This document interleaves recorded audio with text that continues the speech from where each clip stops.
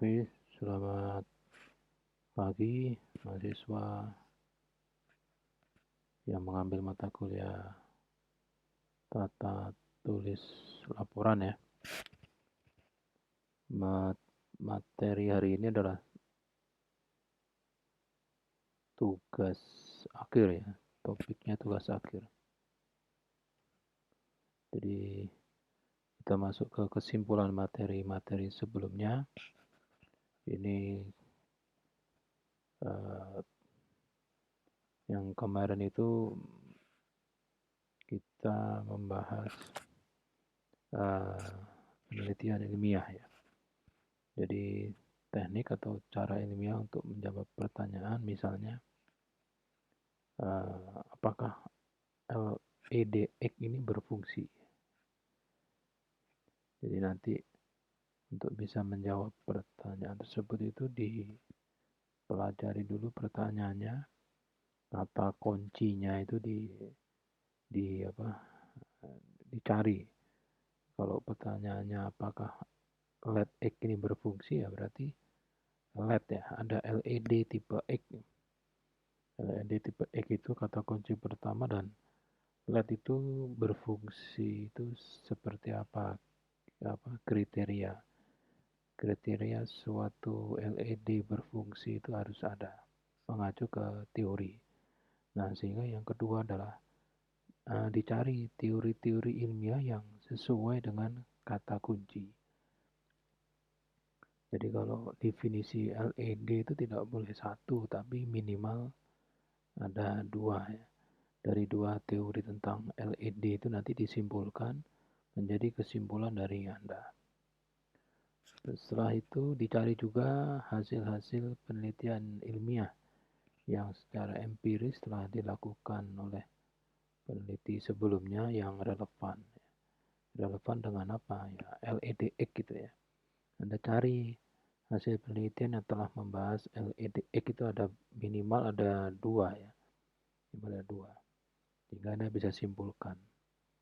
Setelah Anda mencari teori-teori ilmiah ya tentang LEDX dan bagaimana kinerjanya dan juga mendapatkan hasil-hasil penelitian ilmiah yang sudah dilakukan oleh orang atau peneliti sebelumnya, Anda membuat desain.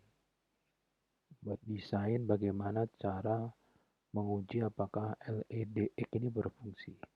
Ini adalah deduktif atau kesimpulan menyimpulkan dari dua langkah ya, langkah 2 dan langkah 3. Nah, setelah desainnya sudah Anda buat, itu tinggal Anda lakukan sendiri pengujiannya. Jadi desainnya Anda realisasikan, setelah itu Anda uji. Kalau nanti hasilnya sudah dapat dikumpulkan, ya, setelah itu Anda dapat menganalisis apakah hasil pengujiannya itu mengacu ke suatu LED yang masuk dalam kelompok berfungsi. Misalnya LED itu kalau dikasih tegangan, misalnya minimal ya 2 volt terus menghasilkan cahaya dengan sekian lux ya. Berarti kalau sudah ada data pengukurannya ya bisa dikelompokkan dalam kelompok LED-nya berfungsi. Dan jangan lupa ada daftar pustaka. Jadi ciri-ciri ilmiah itu suatu penelitian ilmiah itu yang pertama ada pertanyaannya ya. Ada rumusan masalah. Tidak ada suatu penelitian dimanapun yang tidak dibuat tidak didasari oleh pertanyaan. Jadi ada pertanyaan. Dari pertanyaan itu nanti bisa diketahui kata kunci. Dari kata kunci bisa dicari teori-teori ya yang mengacu ke kata kunci. Minimal ada dua. Satu kata kunci minimal ada dua. Jadi kalau ada 3 kata kunci ya ada 6 ya minimal. Dan yang berikutnya adalah hasil-hasil penelitian empiris.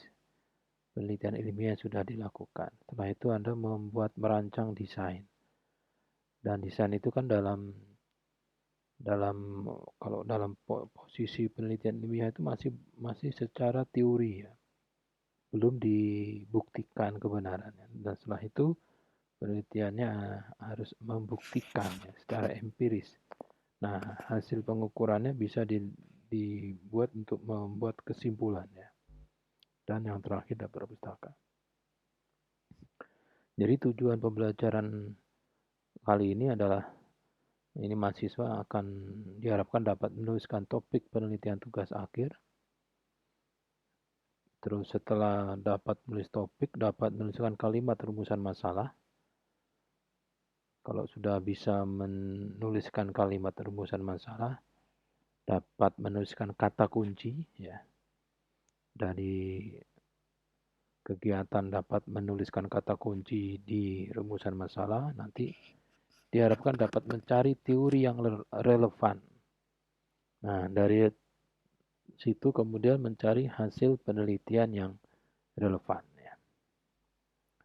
Dan ini adalah kita tambah lagi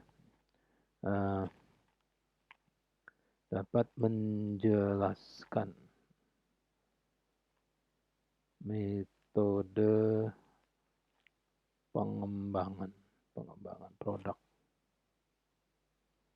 tugas akhir ya. Tugas akhir. Di save dulu. Terus ini masih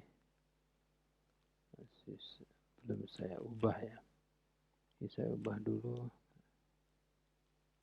Ya. Save.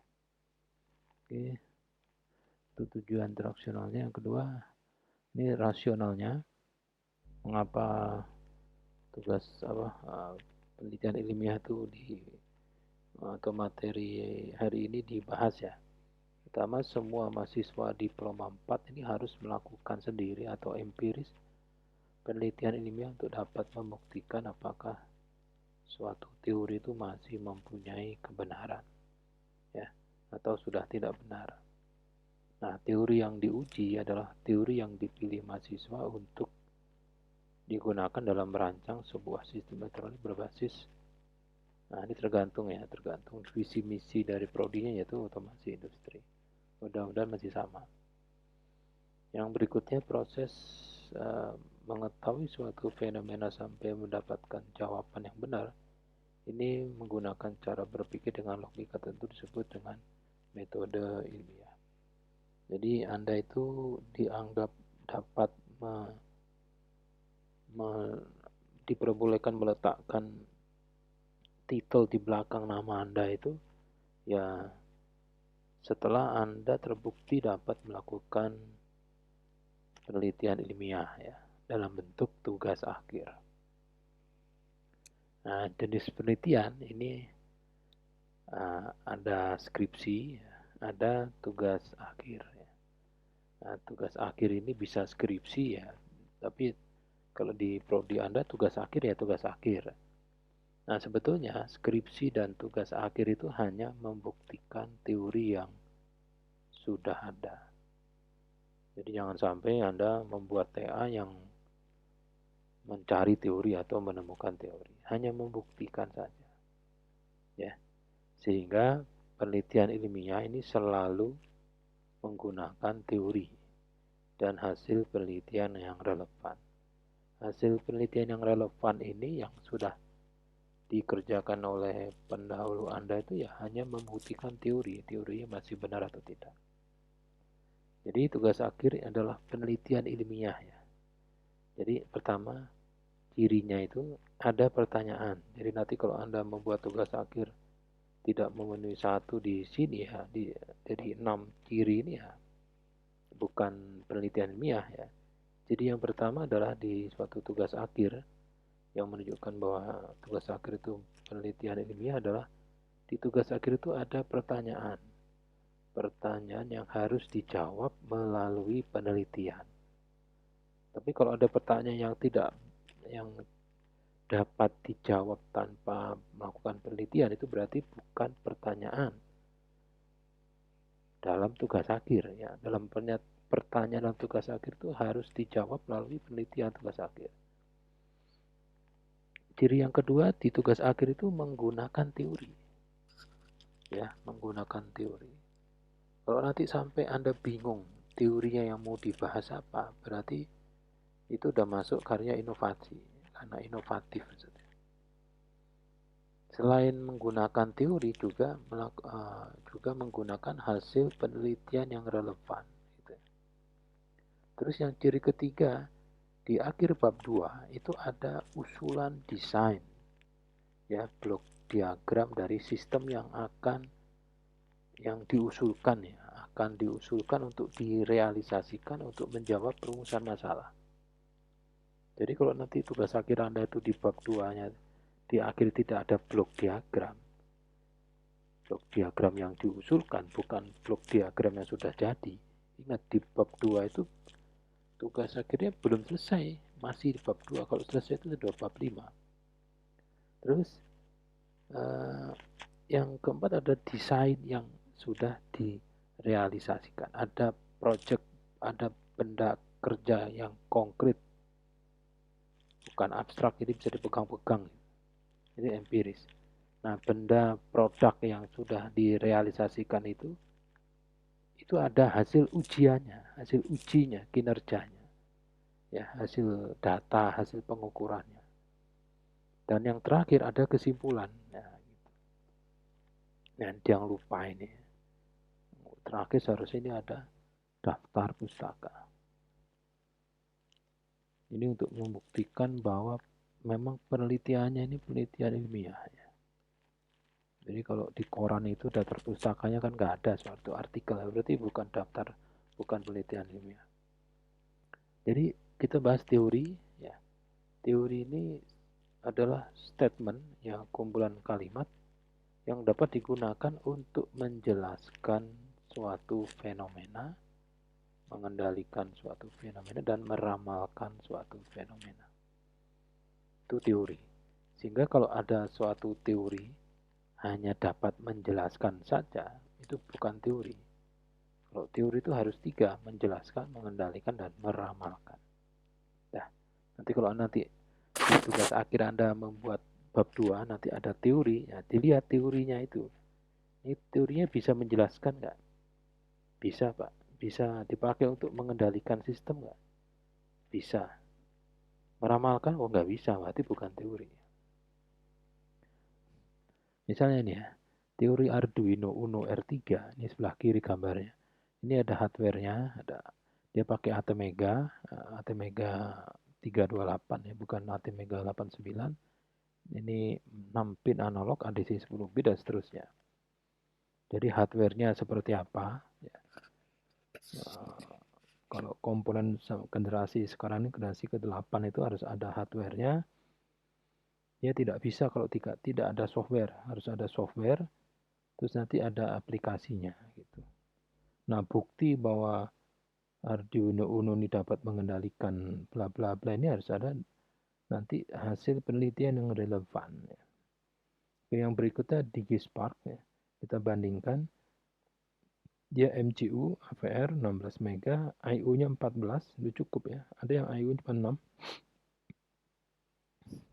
Aplikasinya sama, instrumentasi, pengendali, dan seterusnya. Nah, ini metode ilmiah ya. Jadi yang pertama di suatu metode ilmiah itu ada perumusan masalah. Nah, di rumusan masalah ini nanti ada kata kunci. Gitu ya. Nah, di kata kunci itu setiap kata kunci dicari definisi-definisi dan hasil penelitian ilmiah di Khasanah Pengetahuan Ilmiah. Dari kata kunci dan hasil penelitian ilmiah ini digunakan untuk membuat kerangka berpikir. Ya. Berpikir untuk apa? Untuk menjawab rumusan masalah. Nah, dari kerangka berpikir dihasilkanlah suatu jawaban sementara berdasarkan pengetahuan Khasanah Pengetahuan Ilmiah. Nah, jawaban itu disebut perumusan hipotesis. Jadi hipotesis itu jawaban yang belum dibuktikan. Nah, kalau sudah ada hipotesis dibuktikan secara empiris, ya namanya pengujian hipotesis, ya dirangkai terus diuji. Nah, hasilnya seperti apa? Kalau hasilnya menjawab perumusan masalah, berarti desain Anda tadi, yang hipotesis tadi menjadi teori, memperkaya Khasanah Pengetahuan Ilmiah. Tapi kalau hasilnya ditolak ya berarti bukan desainnya salah, tapi mungkin Anda menyusun desainnya itu tidak menggunakan khasanah pengetahuan ilmiah. Jadi ini metode ilmiah ya. Sudah kita bahas di pertemuan sebelumnya. Jadi komponen metode ilmiah itu pertama, saya ulangi lagi ya, ada pertanyaan. Nah, pertanyaan itu suatu kalimat yang pakai tanda tanya itu adanya hanya di bab 1, di rumusan masalah. Gitu ya. Dari pertanyaan tersebut ada kata kunci, nanti kata kunci itu digunakan untuk mencari teori. Jadi komponen berikutnya terdapat kumpulan teori-teori dan hasil penelitian empiris orang lain yang memperkuat teori itu. Gitu ya. Nah, berikutnya ada proses berpikir ya. Begitu Anda dapat teorinya, terus diperkuat oleh hasil penelitian yang relevan, Anda menyusun suatu jawaban. Oh, pertanyaan seperti ini, jawabannya seperti ini. Nah, menghasilkan kerangka berpikir. Dari kerangka berpikir itu nanti Anda mengusulkan suatu blok diagram, sistem yang akan diusulkan, atau jawaban sementara. Jawaban sementara ini diuji, nanti ada hasil, setelah itu dibuat simpulan. Nah, khasanah pengetahuan ilmiah itu pertama buku. Buku ini dari penerbit berreputasi. Ya, jangan sampai Anda mendapatkan buku tentang Arduino yang mencetak itu suatu percetakan yang terkenal membuat ban misalnya. Nah, itu bukan. Jadi penerbitnya berreputasi. Jadi kalau penerbit berreputasi itu ya dia terkenalnya menerbitkan buku-buku tentang Arduino lah gitu. Terus yang kedua adalah datasheet dalam bentuk file picture data format PDF. Ini merupakan hasil riset di manufaktur yang berreputasi. Misalnya Motorola, National Instrument, Panasonic, Sunwawa. Setelah itu ada application notes. Ya. Jadi ini diterbitkan oleh penerbit yang berreputasi. Berikutnya yang disebut khasanah pengetahuan ilmiah adalah laporan hasil penelitian. Tugas akhir boleh, skripsi boleh, tesis, disertasi yang mengacu ke kata kunci di perumusan masalah. Ada lagi artikel hasil publikasi seminar. Ya, nanti kalau ada seminar nasional atau internasional atau bahkan seminar antar planet itu nanti ada proceedingnya. Nah, yang penyelenggaranya yang berreputasi. Terus yang terakhir yang sekarang sedang ini adalah artikel hasil publikasi jurnal. Terindeks surga 0, surga 1, Scopus, terindeks Scopus ya itu. Nah, ini penyelenggara bereputasi. Elsevier dan lain-lain. Jadi kita lihat ya, kita bahas topik tugas akhir mahasiswa diploma 4 FTUNJ. Ini kalau sekarang, Anda jangan melihat sekarang, kalau melihat akan datang. Jadi kalau Anda berdiri, jangan lihat yang di depan Anda, tapi dia yang jauh di depan. Jadi topik tugas akhir Anda nanti, itu pada saat Anda wajib untuk membuat proposal tugas akhir, ini topiknya. Yang pertama, kendalinya bukan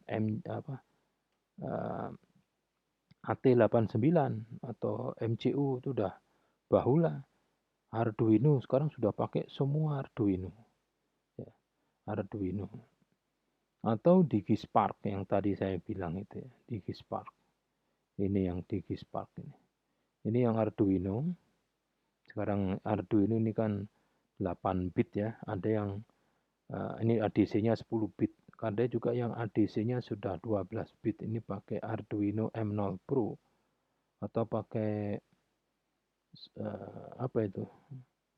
Yang kompatibel dengan Arduino. Sekarang susah nyari Arduino yang asli ya, buatan Italia. Adanya yang buatan Korea.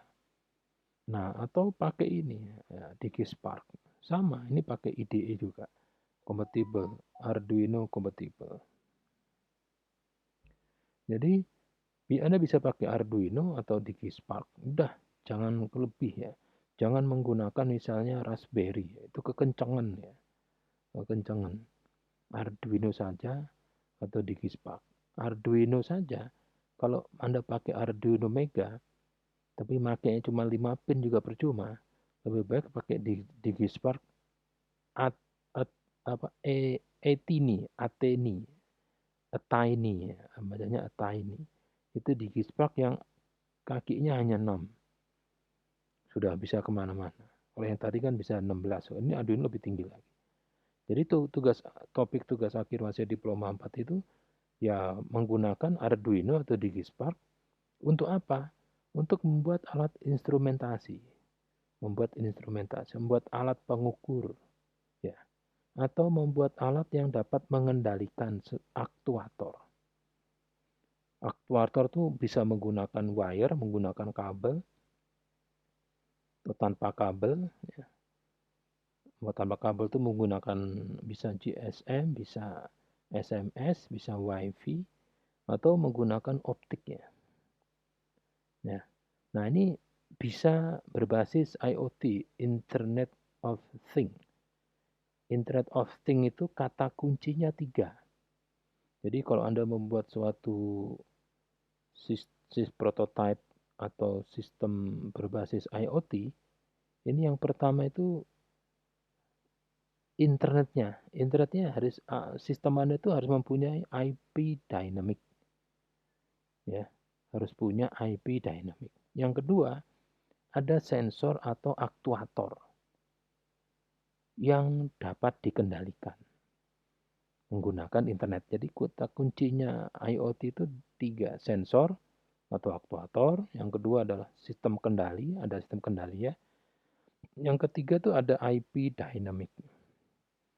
Nah, topik tugas akhir yang sekarang ini sudah mengarah ke green energy. Lampu tenaga surya pakai PV ya, solar panel voltaik atau kendaraan listrik ya. Ini sudah yang harus ditembak ini ya. Jangan mengendalikan kandang ayam, mengendalikan kolam, itu sudah bahula itu ya. Jadi yang agak bergengsi lah ya. Nah, misalnya jadi sistem informasi ada 2 ya. Pertama sistem informasi atau monitoring berbasis IoT atau GSM. Ini yang di monitoring apanya? Kadar CO di remote area. Jadi misalnya Anda membuat sistem memonitoring atau menginformasikan kadar CO di suatu area yang rawan polusi. Nah, itu nanti ditampilkan dalam suatu website.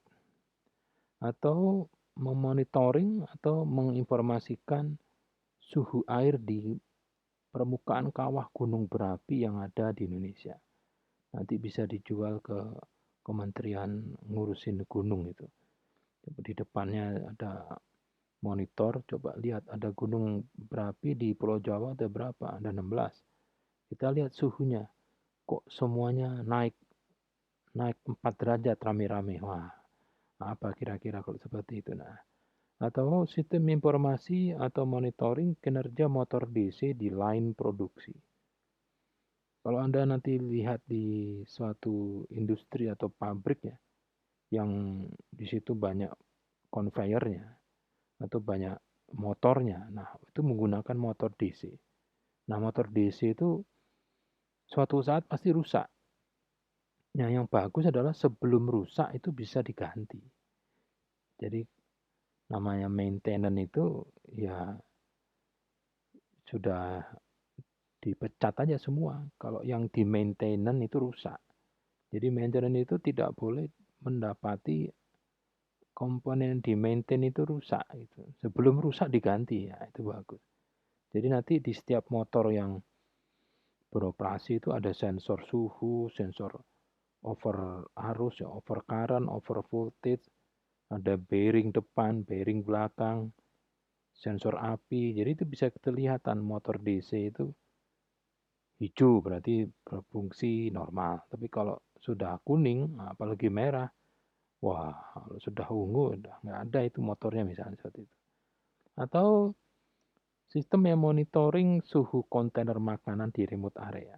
Jadi misalnya ada kontainer yang membawa makanan frozen food dari New York, ya. New York pelabuhan yang di utara itu ke Bogor. Nah di situ kelihatan itu suhu kontainernya itu per 1 menit terlihat semakin dingin sama atau semakin panas. Nah gitu. Atau sistem monitoring berbasis IoT atau GSM yang memonitor posisi kendaraan bermotor di muka bumi. Bisa kendaraan laut, darat, atau di udara. Atau memonitor posisi dan kinerja baterai kendaraan bermotor. Sekarang itu kan banyak ya yang nyewain baterai. Motor produsen motor di Indonesia ini yang membuat motor listrik itu saking mahalnya baterainya. Kita kalau beli motor listrik itu nggak sama baterainya. Jadi baterainya masih milik pabrik.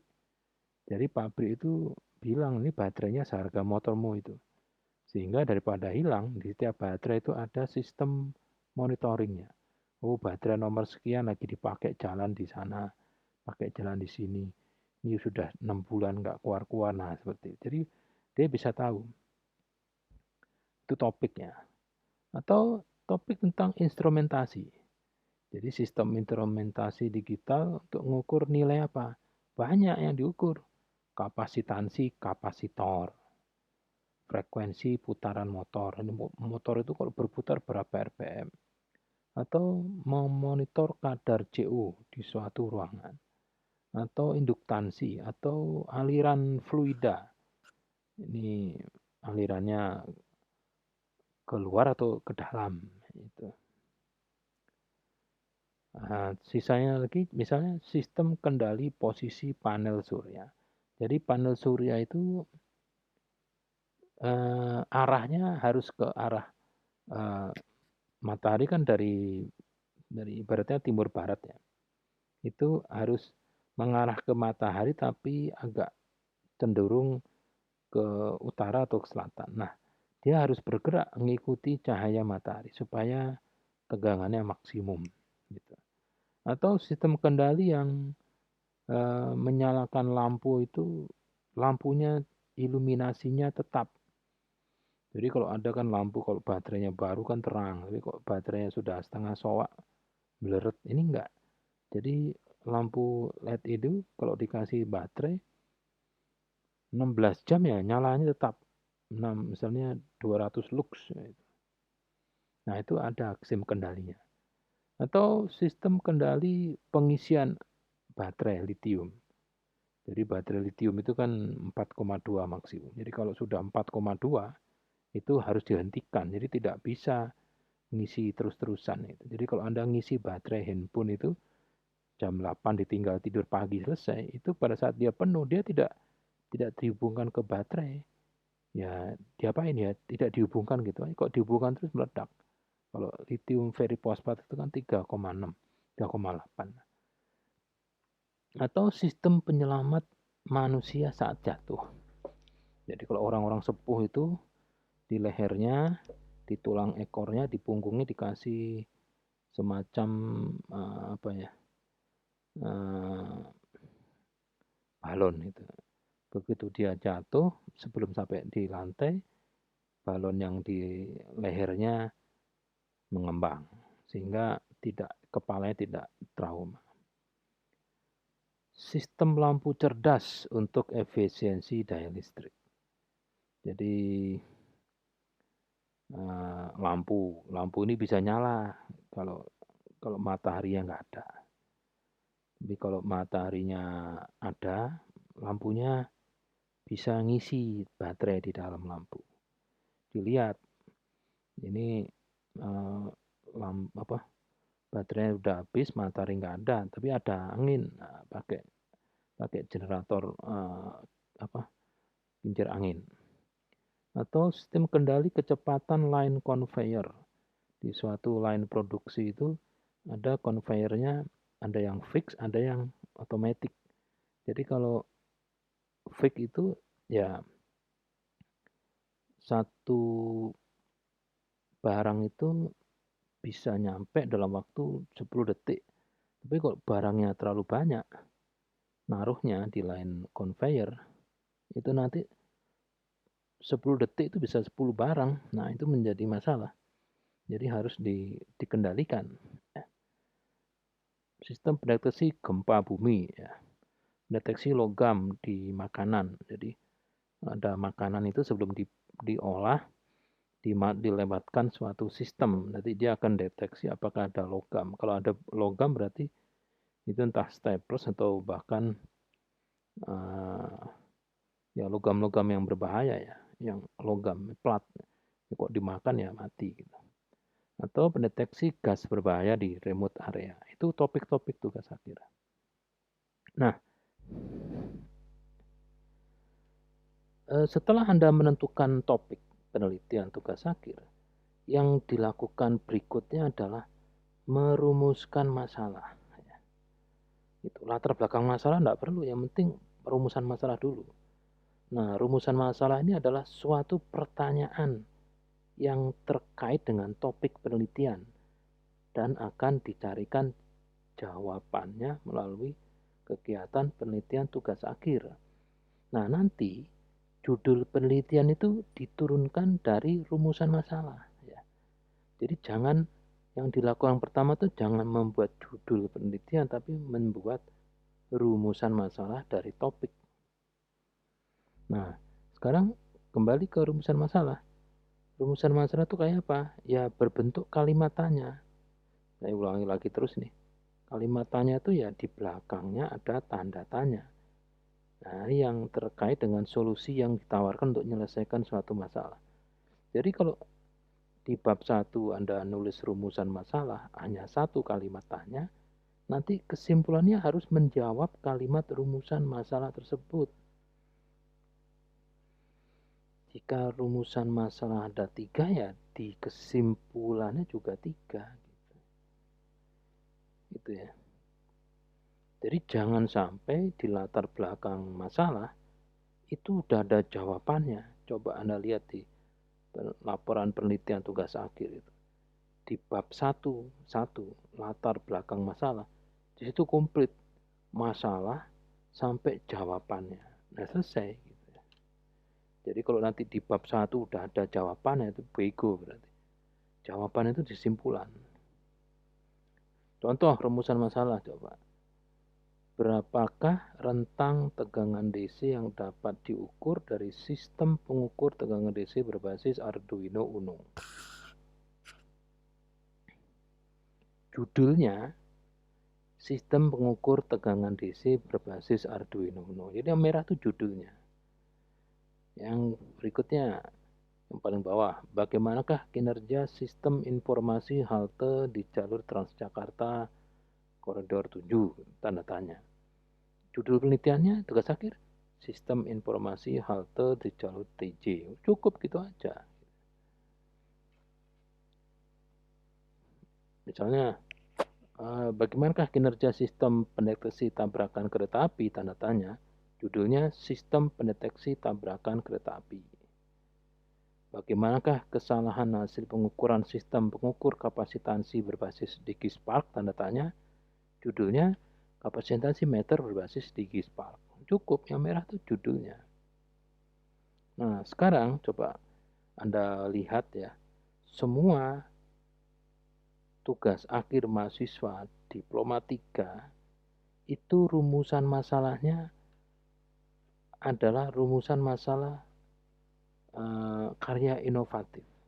Karena semuanya kayak gitu. Bagaimana cara mengembangkan sistem bla bla bla. Semua seperti itu.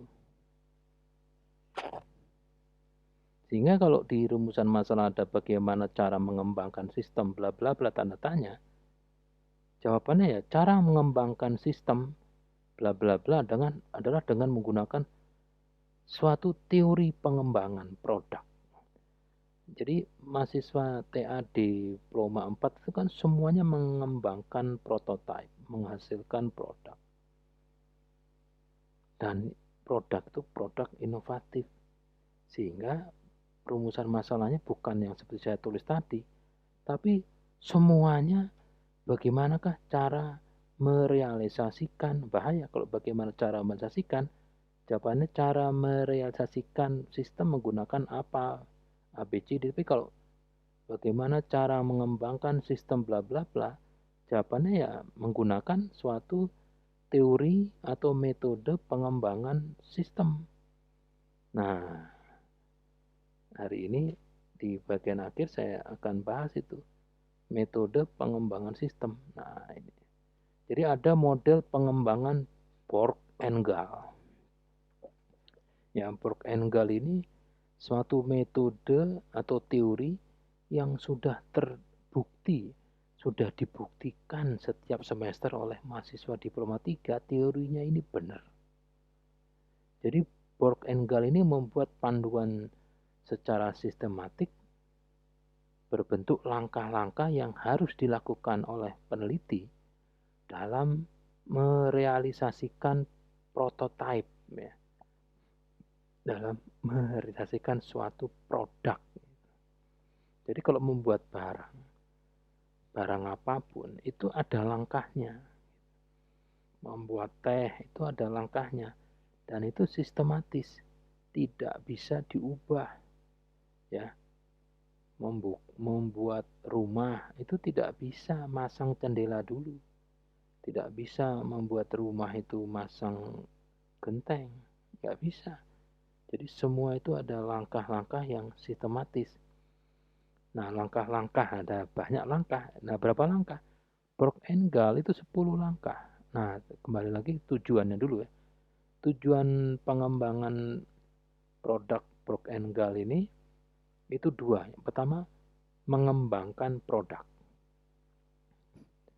Setelah produk berhasil dikembangkan, ya, ini produk belum dijual ya, belum disebar, masih di pabrik ya. Begitu suatu produk setelah dikembangkan, ini diuji keefektifannya, divalidasi produknya, apakah produk yang dihasilkan sudah sesuai dengan tujuan awal buatnya. Jadi dua tujuan Borg and Gall itu mengembangkan produk, kedua adalah memvalidasi produk. Apakah produknya setelah sesuai? Kalau sudah sesuai ya sudah selesai. Mau diteruskan nih produk massal boleh. Jadi tetap di prototype boleh. Karena kalau di penelitian di ranah perguruan tinggi itu hanya sampai prototype, tidak sampai pengembangan massal.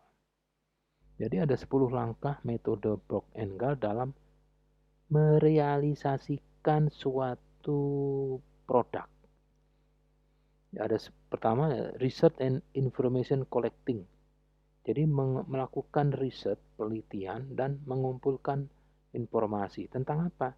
Ya, tentang sistem yang mau dikembangkan itu. Ditanya siapa yang pakai sistem ini gimana gitu. Jadi misalnya membuat bajai, Anda disuruh membuat bajai oleh Pemprov DKI. Jadi begitu Anda disuruh membuat bajai itu jangan langsung bikin. Ya bego langsung bikin. Yang pertama itu tadi, research dan information collecting. Jadi dicari tahu dulu definisi bajai itu apa. Disebut bajai itu berapa cc. Rodanya kalau 10 apa masih bajai. Terus yang menggunakan bajai itu berapa? Yang duduk di depan kalau bajai itu driver. Ya tanya, driver di Jakarta ini ada berapa ribu, diambil 10%-nya. Pak driver bajai, saya disuruh membuat bajai oleh Pemprov DKI. Kira-kira ada saran, kalau bisa mesinnya jangan taruh di bawah silit ya. Nanti silit saya kepanasan. Oke, ditulis.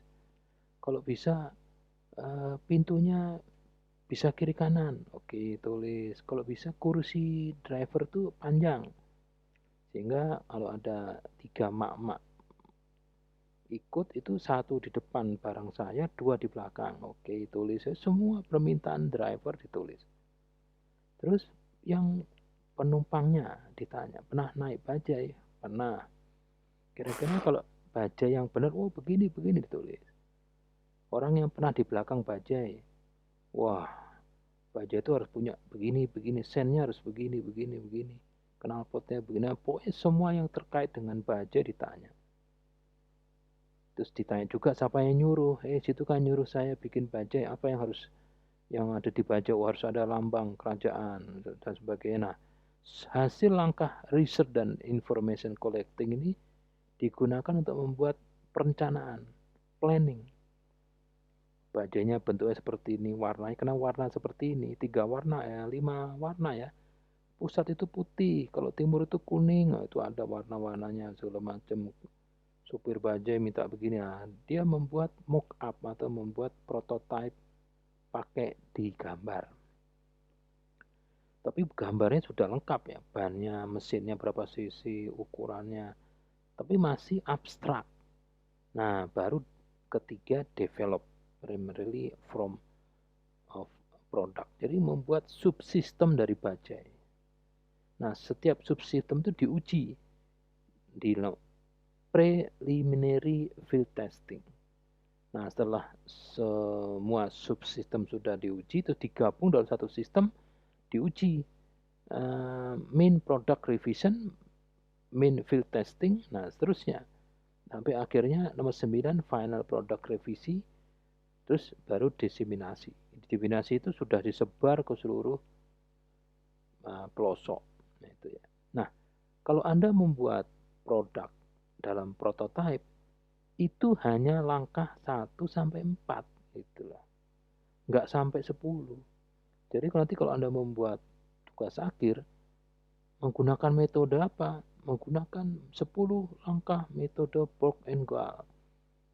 Bingung yang uji, sampai di diseminasi. Hebat, padahal 1 sampai 4 gitu ya. Nah, ini ada 4 tahapan model Borg and Gal untuk penelitian tugas akhir diploma 4. Pertama tahap analisis. Kedua, analisis itu ngapain ya? Melakukan riset dan mengumpulkan informasi. Yang kedua, tahap perancangan. Keempat, mengembangkan subsistem dan sistem. Keempat, pengujian. Udah. Setelah diuji sesuai apa enggak sudah selesai. Jadi diploma 3 itu kalau membuat alat yang enggak jadi pun enggak apa-apa. Kan sudah diuji. Kalau enggak jadi gimana? Ada yang salah ya? Nanti salah diteruskan oleh yang lain gitu. Karena kita nggak sampai langkah kelima. Jadi analisis ini mengacu ke kata kunci kegiatan mencari definisi dari kata kunci di rumusan masalah. Spesifikasi sistem yang akan dibuat, teori-teori yang terkait, datasheet, application note, atau hasil-hasil penelitian empiris, dan sebenarnya nanti hasil analisis itu adalah blok diagram. Spesifikasi dari setiap subsistem dan kinerja dari sistem yang benar itu kayak apa gitu ya. Gitu. Sekarang saya perbaiki. Oke, itu analisis. Yang berikutnya adalah perancangan. Nah, hasil tahap analisis digunakan untuk menentukan spesifikasi dari masing-masing subsistem yang membentuk prototype sistem secara keseluruhan, sehingga nanti dapat digunakan datanya untuk mendesain hardware dan software. Jadi perancangan ini sudah ketahuan. Oh, blok diagram tadi ada 7 subsistem. Subsistem 1 ini pakai DigiSpark. Terus subsistem yang kedua ini LCD serial. Nah, itu dilihat ya skemanya. Kalau hanya pakai modul ya, modul apa yang nanti akan dibeli. Terus bagaimana teknik menguji modul-modul itu dan menguji keseluruhan, ini baru tahap perancangan ya. Nah, di pengembangan ini kalau Anda modulnya dibeli ya diuji. Tapi kalau softwarenya harus dibuat ya dibuat. Tapi diuji dulu habis itu ya. Jadi semua modul-modul yang dipakai diuji masing-masing subsistemnya atau modulnya. Gitu. Nah, setelah modul-modul itu sudah diuji, dijadikan satu dalam satu sistem. Nah, digabung dalam suatu main system. Dalam main system itu nanti harus ada softwarenya. Nah, diinstal softwarenya. Selesai, nah habis itu diuji. Langkah keempat, pengujian. Pengujian sistem secara keseluruhan. Hasil pengujiannya dianalisis apakah sistem yang dikembangkan, yang berhasil dikembangkan dalam bentuk prototipe itu sudah berfungsi seperti tujuan awalnya. Ya sudah, itu disimpulkan. Ya ternyata belum maksimal, nggak apa-apa. Namanya juga prototipe. Gitu. Nah, sudah selesai referensinya. Jadi itu saja ya tatap muka hari ini. Eh, Kalau ada pertanyaan nanti kita bisa diskusi di Google Meet ya. Sampai di sini. Selamat pagi. Assalamualaikum warahmatullahi wabarakatuh.